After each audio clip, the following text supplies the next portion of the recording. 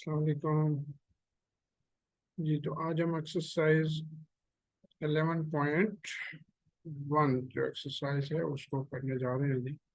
11.1 क्योंकि थ्योरम से यानी कि बात हम इसको सॉल्व करते हैं, तो मतलब ये थ्योरम हमने 11 पॉइंट कर लिया है। अब इसी की एक्सरसाइज जो कि एग्जामिनेशन के लिहाज से बड़ी इंपॉर्टेंट है, आजकल ये पेपर में बहुत ज़्यादा आ रहे हैं।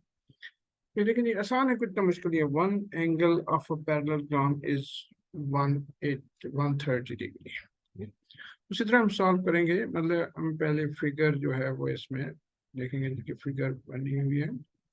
वो ऑलरेडी मैंने फिगर बनाई हुई है, जो कि ये पहले मौजूद थी। ABCD फिगर एक बनी हुई है, ठीक है। उसके बाद हम इसका लिखेंगे जी गिवन, और फिर लिखेंगे कि हमें फाइंड क्या करना है। फाइंड, और फिर हम इसका सॉल्यूशन करेंगे। सॉल्यूशन, और उसमें सॉल्यूशन में हम स्टेटमेंट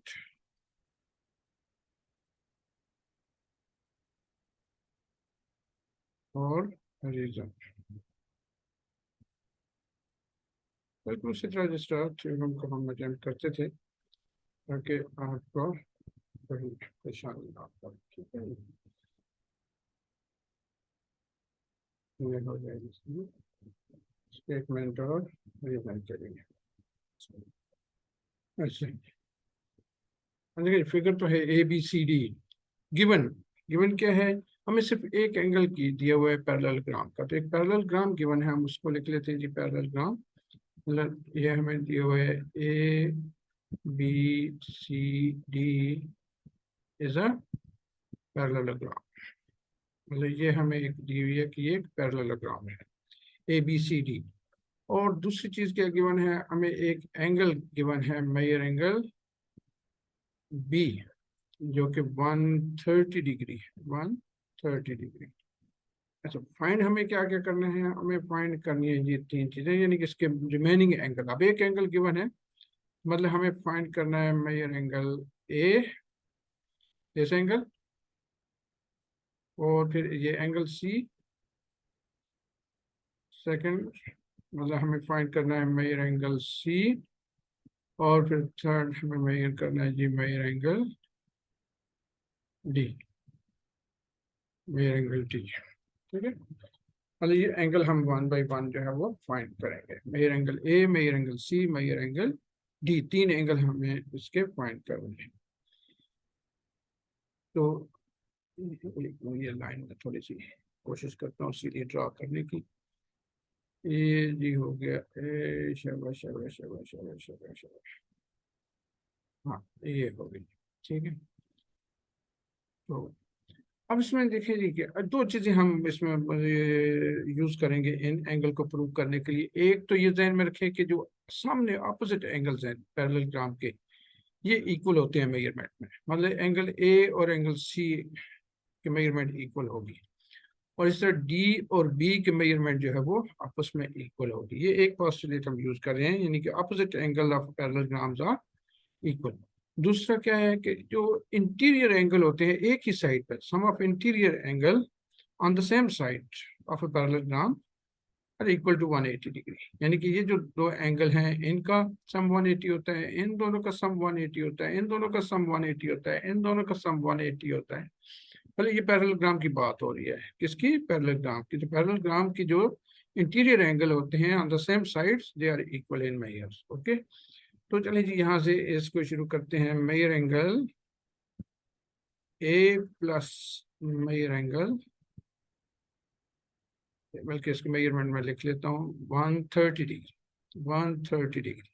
अब ये क्या है? एक ही साइड पे दोनों एंगल हैं, मतलब sum of interior angles, sum of interior angles on the same side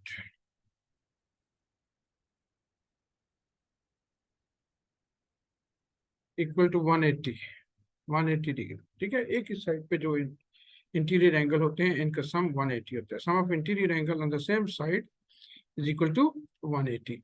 लिहाजा इसका सम जो है वो किसके इक्वल हो गया, 180। अब ए को 130 को दूसरी साइड पे शिफ्ट कर दें तो measure angle A equal to 180 minus 130 subtract कर दिया 130 को इधर। अब measure angle A equal to, अब 180 माइनस 130 कितने हो जी, 50 डिग्री। 50 डिग्री एंगल आ गया, यानी कि एक एंगल हमने फाइंड कर लिया। कौन सा, फास्ट। मेजर एंगल ए जो है ये 50 हो गया। कितना हो गया, 50। ये फाइंड हो। अब सी हम फाइंड कर सकते हैं। सी जो कि ए के ऑपोजिट है, तो हम इसको ऐसे लिख सकते हैं, measure angle C, measure angle C is equal to measure angle A. क्यों, कि ऑपोजिट एंगल हमने पढ़ा है, मैंने अभी थोड़ी देर पहले भी आप लोगों को बताया था कि opposite angles of parallelogram are equal. Opposite angle जो है पैरेललोग्राम के वो इक्वल होते हैं। Opposite angle of parallelograms are equal, जैसे C equal to A, C equal to A. तो ए तो हमें पता है 50 है, इसका मतलब मेजर एंगल सी जो है वो कितना है, 50। ठीक है, क्योंकि हमें पता है कि मेजर एंगल ए जो है वो 50, हम ऊपर फाइंड कर चुके हैं उसको। इसी तरह measure angle D equal to, यानी कि हमने सी फाइंड कर लिया, अब डी की थ्रू जाते हैं। Measure angle D equal to measure angle B, क्योंकि ये भी ऑपोजिट एंगल है। Opposite angles of parallelograms they are also equal, same वही पॉसिबिलिटी ऊपर वाला। ठीक है, opposite angles of parallelograms are equal, मतलब ये सारा कुछ। तो measure angle D equal to 130 degree. क्यों 130 जी, क्योंकि मेजर एंगल बी जो है वो 130 है, 130 है। लिसन, डी जो है वो 130 हो। देखा आपने कि हमने ये एंगल डी भी फाइंड कर लिया, ये एंगल सी भी फाइंड कर लिया, यानी सी और डी ये हमारे पास एंगल फाइंड हो गए। मतलब ए 950 हो गया, सी 50 हो गया और डी 130 हो गया। Opposite angles of parallelograms are equal. ठीक हो गया जी। चलिए आगे चलते हैं। अब ये आगे है कि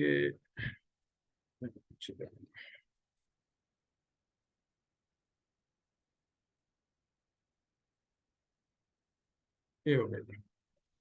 One exterior angle formed on producing one side of a parallelogram is 40, is 40। यानी उसी तरह देखें जी कि वहाँ फिगर सिंपल सिंपल क्वेश्चन हैं ये। फिगर है जी, फिर हमें गिवन क्या दिया हुआ है ये लिखना है, फिर टू फाइंड क्या करना है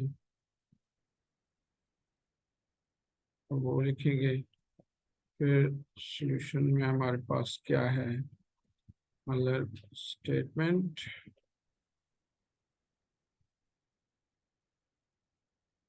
और एरे।